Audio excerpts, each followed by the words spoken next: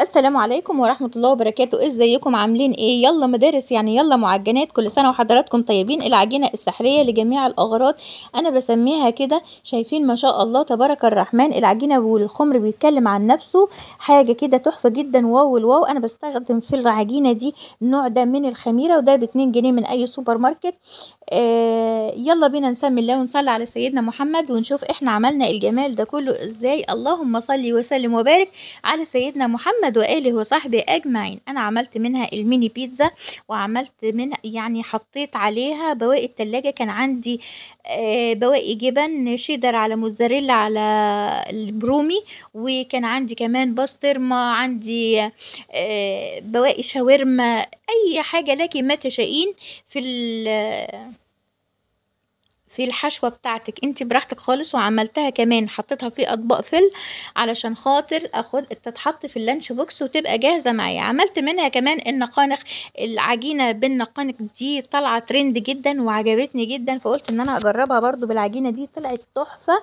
حطيت معاها حبة البركة ورشيت على وشها سمسم. عايزة تحطي زيية كده هوت دوج حطي، عايزة تحطي صوابع جبنة حطي، عايز لكي ما تشائين، عايزة تحطي سجق براحتك خالص.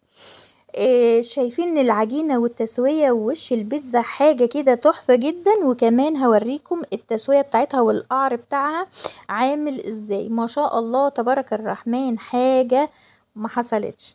احلى حاجة في البيتزا ان هي بتلملك بواقي التلاجة وسهلة وبسيطة، والعجينة دي ريحتها تحفة جدا جدا. انا معايا ايه دلوقتي؟ معايا المكونات بتاعتي. بسم الله الرحمن الرحيم. 3.5 كوب من الدقيق، معاهم كوباية ونص من اللبن، ومعاها 3 معالق من اللبن البودر، ومعاها كمان معلقة كبيرة من الخميرة البيرة، ومعلقة من السكر، وملح، وقطعة من الزبدة، او حابة تحطي زيت براحتك خالص. شايفين؟ الله اكبر. هقول المقادير مرة تانية. 3.5 كوب من الدقيق، معاهم 3 معالق من اللبن البودر، ومعاهم رشة من الملح، ومعاهم معلقة كبيرة من الخميرة، ومعاها معلقة من السكر. تمام. طيب انا هنا كان معايا 1.5 كوباية من اللبن، او عندك لبن قاطع بيبقى حلو جدا جدا وبيدي نتيجة كويسة. ما عندكيش لبن وحابة تعمليها بمية، اعمليها بمية. 1.25 كوباية مية وكوباية من الزبادي هيديكي نفس النتيجة.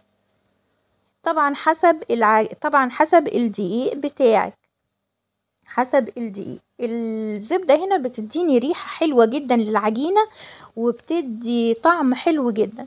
حابة تعمليها مسكرة براحتك، حابة تعمليها حادقة براحتك. العجينة دي سحرية لجميع الأغراض.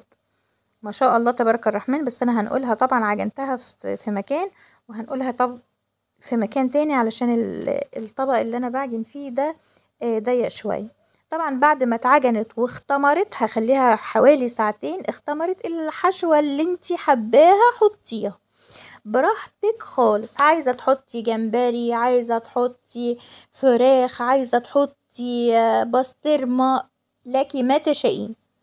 الحشوة اللي من فوق دي بتاعتك جدا. والصلصة بتاعت البيتزا دي معروفة للكل.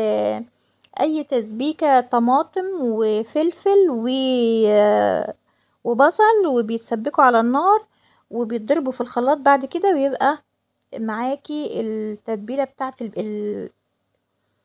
الصلصة بتاعت البيتزا. وافتكروني بدعوة حلوة طبعا، ولايك وشير في الخير. وكل سنة وحضراتكم طيبين. تعملي منها ميني بيتزا، تعملي منها بيتزا براحتك خالص. والسلام عليكم ورحمة الله وبركاته.